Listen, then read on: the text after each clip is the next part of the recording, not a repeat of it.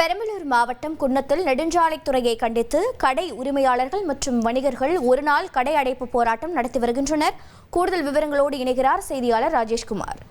ராஜேஷ்குமார், வணக்கம். போராட்டம் நடத்தி வருபவர்களின் குற்றச்சாட்டு என்னவாக இருக்கிறது? மேலும் என்ன விவரங்கள்?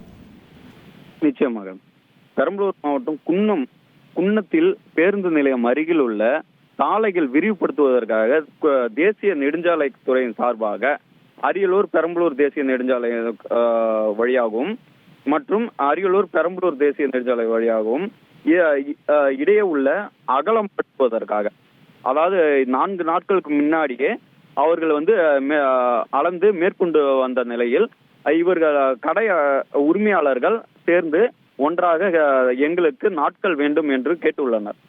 விரிவுபடுத்துவதற்காக மீண்டும் என்று திரும்ப என்ன செய்துள்ளார் என்றால், எங்களுக்கு அமைச்சரிடம் நாங்கள் கோரிக்கை வைத்துள்ளோம், அது வரை நீங்கள் வேண்டுகோள் விடுக்க வேண்டும் என்று கேட்டுள்ளனர். திரும்பவும் இதை தொடர்ந்து இன்று ஒரு நாள் முழு கடை அடைப்பு போராட்டம் நடந்ததாக போஸ்டர் காலையிலே ஒட்டப்பட்டு இன்று வரை நடைபெற்று வருகிறது. இதுவரை இப்போது என்ன என்றால், அந்த வழக்கு நிலுவையில் உள்ளது. நோட்டீஸ் கொடுத்து 4 நாட்கள் ஆகியும் 15 நாட்களுக்குள் அந்த கடைகளை ஆக்கிரமிப்புகளை அகற்ற வேண்டும் என்றும், அகற்றிய பிறகு நாங்கள் விரிவுபடுத்துவோம் என்று தேசிய நெடுஞ்சாலைத்துறை சார்பாக அறிவுறுத்தப்பட்டது.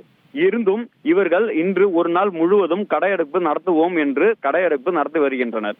இதனை தொடர்பாக தேசிய நெடுஞ்சாலைத்துறை சார்பாகவும் கலெக்டரிடம் மனு கொடுப்பதாகவும் இவர்கள் போராட்ட உரிமையாளர்கள் கூறி வருகின்றனர். இதனை தொடர்பாக பேச்சுவார்த்தை நடைபெற்று வருகிறது.